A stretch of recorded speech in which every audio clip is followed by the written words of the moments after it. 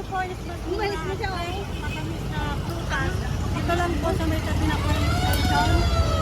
Ayan po, nasariwa. Bagong-bago po araw-araw.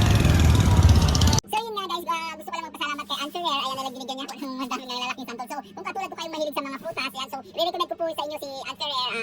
Ipapakita ko po sa inyo kung saan yung kanyang presyo at ano ang mga kanyang tinitindang prutas.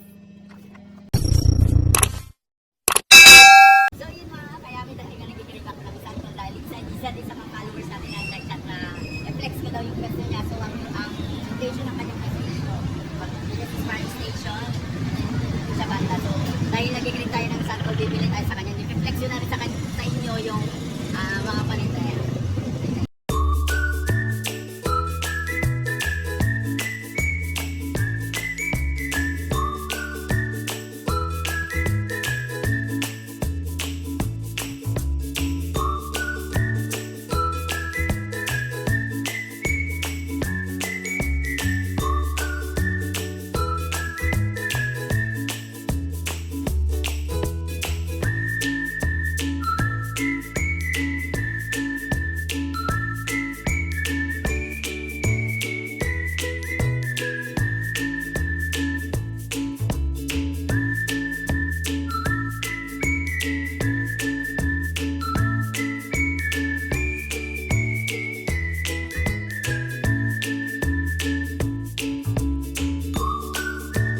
So adyo mga kayami, agad-agad prutas nga fresh, naghanap ng fresh na prutas. Ayan, mga kamuting kahoy, may mga tinda din siyang itlog. Ayan, makikita nyo naman si Answer Rare.